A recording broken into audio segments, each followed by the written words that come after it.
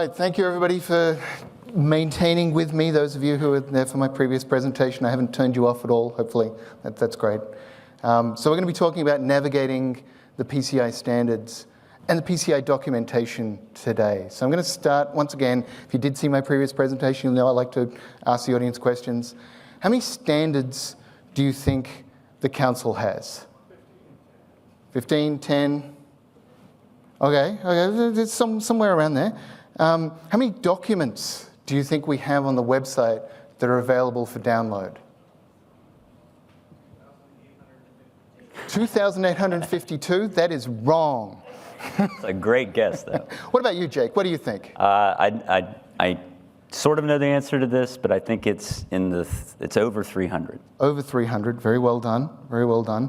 So for those of you who internally kind of said, or very quietly said 322, congratulations for cheating. That is correct.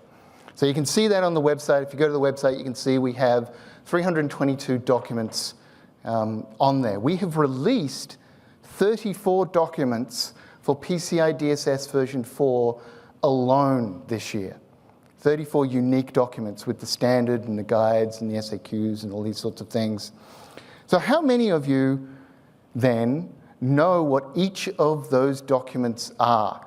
How many here have read every single document we put out? Anybody? For every document. Every document. Have you read every document, Jake? Nope. Don't admit that on stage. So we have many documents that relate to many different standards, that relate to many different aspects of the payment industry. Yeah, so just on that note, our standards cover an array of different scenarios. So they range from standards that define requirements for protecting cardholder data as it's loaded onto cards, to also devices and systems that secure this data that are used during transactions on physical devices like mobile and tablets, and also on web pages, loading solutions where the card data is loaded directly into the web page. We also have standards that cover software loaded onto these systems and how keys are managed, as well as how they're loaded into devices. We also have, if you're paying with your card, for example, you may be required, as a cardholder, to authenticate using 3DS. We have standards for that as well. And of course, we have standards that cover really any scenario in which cardholder data is stored, processed, or transmitted. So now, how many standards do we have in total? 16, I believe, yes. 16. It's changing. It is changing as we deprecate some standards like PADSS, that is correct. How many of those standards result in products that might be listed on our website? I think it's 11. 11 yes. Is correct. Anybody else get out there? I didn't actually ask that question, but I'm expecting you to be anticipating the next question that I ask. So, of course, we didn't get here overnight. We didn't get to all of these standards and 322 documents on our website, and that doesn't include the documents that have been archived immediately. It takes time to build up this level of content and all of these things. And we've been doing it essentially for almost 20 years now. Way back 2005, for those of you who are old enough to have been in the industry that long, unfortunately I have, so once again, aging myself. But back even before there was a PCI Security Standards Council, we had PCI standards that related to PEDs or POI devices. It was called PCI PED back then. And of course, the PCI DSS that was being used to manage the requirements for storing, processing, and transmitting credit card data. And over time, those standards have evolved and been developed and gone through different versions and so forth. But that's not it. As mentioned, we have 16 different standards, and they take along different aspects of payment security, from software through to hardware devices that manage keys, through to hardware devices that accept card-based payments, to software that accepts card-based payments. We have requirements for cryptographic key management. We have requirements for how you might implement card not present transactions and authenticate them using 3DS transactions. Got a presentation about that coming up later on as well. And of course, these have been developed and matured over time. And as this populates, you can really see that the standards that we have not only grown over time, but they've been developed and matured. And we've had things like PADSS that have kind of been deprecated, but we've introduced new standards like the Software Security Framework. We've introduced new standards like MPOC that'll be coming towards the end of this year. And we're working on updates to existing standards like our 3DS standards as well. So in this picture, the little squares represent major versions. The triangles represent minor versions. There's a lot of work that goes into that. Fortunately, I have Jake who does all of this work and writes all of these standards. It's great. But how do all of these interact? So we have solutions for vendors. As I mentioned, devices, software, people who produce products. And we have solutions for services, people who run and operate systems. And you might see some familiarity here between the presentation I did previously, for those of you who I'm sure were here in my previous presentation. I'm sure you've all been loyally following me as I talk. There was a separation between the technical and operation. We have kind of some of that in our standards as well. We have standards for technical aspects. We have standards for operational aspects. And of course, we have standards for merchants and people who accept payments. What does that look like? It kind of looks a little bit like this. And so you can see here, you've got the verticals of the organizations, the types of organizations that might be involved in payments. And you've got these, sorry, they're horizontals. You've got these verticals then that cross over generally between different entities that might involve. Now, of course, there's always going to be some edge cases where you might have a merchant who runs their own payment switch, or you might have a device vendor who's operating their own software, or in fact takes payments themselves. But in general, this is kind of where you're going to be interested. So take me through an example if you're a payment acceptance solution vendor. I'll start here, Jake, where you've got, say, a device vendor. Let's say you're building a physical device that is going to accept payments. You're probably going to be interested in our PCI PTS POI standard, because that's our standard for physical, dedicated payment acceptance devices. It's also the oldest, isn't it? It is also the oldest standard. That's very well. Yeah. Then, once again, I've been around since then. I wasn't saying anything about you. You kind of looked at me when you said that. So, I'm going to take that personally. We also maybe have, if you want to create not a physical device, but a piece of software that accepts payments, that runs on a mobile device, we have standards for that. That's our CPOC, our SPOC, and our soon-to-be MPOC standards as well. But there might be other standards that you're going to be interested in if you're this type of vendor. What other standards would there be? I'm guessing since we have PTS POI up there, we also have PIN. That is correct. We would have the PCI PIN standard that might apply to the way you load and manage cryptographic keys. Well, then there's also point-to-point. So if you're developing solutions to help merchants reduce their PCI DSS scope reduction or provide scope reduction, then you should want to pay attention to the P2P standard. Anything else? Oh, are we just getting started on this? Let's keep on going. Well, it's certainly a bit more complex than what we just talked about. If you're, for example, if you're developing software that runs on a PTS POI device, or even a mobile device. Correct. Certainly for mobile, there are references to the PCI Secure SLC standard within the MPOC standard that's currently under It does development. reference those standards. So, but then you also have any vendors who are developing solutions for software that might run on a PTS POI device. Then, as long as it's not firmware, you'd want to look at the Secure Software standard. Is there a dedicated part of the secure software standard that applies to terminal software? Yes, that's it. Thanks for bringing that up. So our software standard actually is divided into requirement modules, and with the launch of the secure software standard version 1.2, or publication I should say, later this month, we'll introduce a fourth web module, or a fourth module for web software.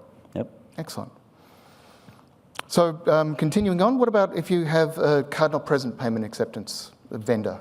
Well, that's definitely secure software. If you're using a web browser, obviously with the launch or the introduction of the web module, you're going to want to pay attention to the secure software standard, and particularly the web module. Is that out yet, that web module? It's going to be out. It should be published at the end of this month. At worst, it'll be published in early October. Excellent. What else? Well, we mentioned at the beginning, there's 3D Secure. So if you're developing solutions that are intended to authenticate cardholders using 3D Secure, we've got two standards for that. One for the core infrastructure, so the back office infrastructure that supports 3DS authentication. And then we have the SDK component. So those are two separate standards with their own separate programs, all for 3D Secure solutions. Excellent. And as I mentioned, we do have a presentation coming up that's all about 3D Secure. So if you're interested, stick around for that. So let's say you're a merchant then. So merchant can mean a lot of things. As I said, maybe you are a merchant who's a large merchant and you're running your own payment switch, or maybe you're developing your own payment devices, or maybe you're producing software on your payment devices that come from a vendor. So those payment device requirements would apply, and maybe PCI PIN would apply. But in general, if you're a merchant, certainly you're going to be interested in PCI DSS, which applies to anybody who stores, processes, and/or transmits. I have a question for you, Andrew. Please. So what happens, we've seen some slides here that show certain solutions fall under multiple standards. What happens if you have a solution that on the surface it looks like you need to be paying attention to multiple standards? How should I handle that overlap? So you need to make sure that when you're looking at something and the standards that overlap and so forth, you understand how they connect. You might have, for example, we've mentioned PTS, and PTS has requirements in it for how the terminal manages key management and key management requirements. But then you have the PCI PIN requirements, and they're about how the operator of those systems runs key management. And it comes back to that divide again of the technical aspect and the operational aspect. With the vendor-based standards, those standards are really about making sure that those products, be they hardware or software, are going to enable the secure operation of those products. They allow for secure key management. They allow for secure distribution and operation. And then we have the operational standards, which allow for the way in which they're going to be operated. Keys are actually loaded. Because obviously in a technical standard, in a device standard, there's no ability to audit how the keys are actually loaded. You're looking at a physical thing as opposed to the operational part of that. So really, when it comes to PCI DSS, though, there's no getting away from it. There are always going to be anybody who stores, processes, and/or transmits credit card data is going to be interested in PCI DSS. And I assume everybody here is in the business of storing, processing, and/or transmitting credit card data, because if you're here for TIFF, you're in the wrong room. And you're probably really, quite upset by now, because we are not famous in any way whatsoever. So what other documents should people be interested in? Well, certainly from my perspective with the secure software standard and secure SLC standards, we're starting to leverage a concept that's been used in other programs like PTS, called technical FAQs. So I would think folks that are looking at least from a software perspective, understand how technical FAQs work, because we will be publishing technical FAQs in the future for SSF. And I think those technical FAQs are very important because they can supplement the standard. We have the ability with those documents to say, here's a clarification on something that has been unclear. There's had a question that has been asked, perhaps frequently, potentially, and so we're trying to clarify that through the FAQ to make it clear about what the purpose and the scope and the way we want that requirement to be interpreted are. And so they're just as important as the standards document. So if you're interested in one of these technical standards, PTS, software security, 3DS, these sorts of things, make sure you're looking at the standard document, absolutely, but also make sure you're looking at the technical FAQs as well, because those technical FAQs are regularly updated, usually more frequently than the standard themselves, and provide important information for the people utilizing those standards. That's a good point, Andrew, and just to kind of add on to that, it's, you know, the requirements or the issues that are addressed in technical FAQs, those clarifications are intended to be factored into assessments. So they actually are ways to further clarify or tell you how to interpret those requirements beyond what's in the standard. So it's important that when there are technical FAQs published, you're using both the standard and the technical FAQ documents during the assessment. Exactly right. So what does all this mean? So I think most importantly, it means that PCI SSC, the Payment Security Council, we're not just about PCI DSS. DSS is an important standard, and as I said, the vast majority of people in this room, if not everybody, are going to be interested in PCI DSS. But PCI DSS is not the only standard in town. There's many other standards that we have, and on top of that, many other documentation items that we have that relate to those different standards, how they interact, how they work. So if you're talking to somebody in the conference and you say PCI, be specific. Because if you're talking to a device vendor and you say PCI, they might be thinking PCI PTS, and yet you might be thinking PCI DSS. So make sure that you're connecting at the right level there. What else, Jake?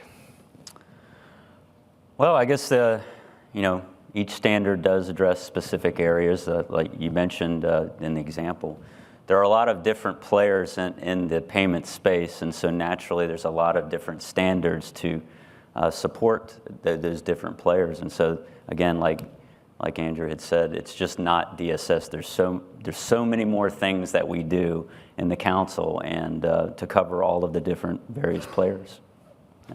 Exactly right. So our standards are under constant evolution and update, not just through the standard themselves. Yes, they are. In fact, the number of documents available on the website, the number of standards, it's in a constant state of flux. If we come back in October, there's going to be one less standard on the list. But there will be an additional document with regards to the updates that you're making. Yep. So things are keeping on changing there. So keep on coming back and looking at that documentation. It's important when you're looking at, implementing a compliance program, or when you're developing solutions that might be touched by one or more of these programs or standards. Make sure you're looking at the most up-to-date versions. Make sure you're looking at the most up-to-date technical FAQs as well, because they're really important. Now, with that said, though, when we do publish new versions, there's always a little bit of a transition period. So it's not like if you're in the process of validating to one standard, that as soon as the next one's released, you have to completely do a hard right and start focusing on that. So we do allow for some transition periods. But yes, it is important to keep up with the latest versions of those documents. Even within a standard that maybe hasn't been updated, we continue to provide updates to supporting documents for the same version of the standard. Exactly right. And I think PCI DSS is a great example of that. We have 3.2.1, we have version 4, we have a process for migrating those. We had a process with PADSS and the software security framework as well for migration. We're going to be maintaining SPOC and CPOC for some time, even though we're producing a new MPOC standard, once again to allow for that migration process. We don't just kind of throw a standard out there and expect everybody to be compliant on day one or implement it on day one as well. Because what you do influences the standards and the documentation you might be interested in. So understanding your own business and the aspects of your business is a really important first step before you can start to consider which of the documents might be of interest to you. Importantly, once again, if you're at the MPOC presentation I made, each of these standards, each major version, goes through an RFC process.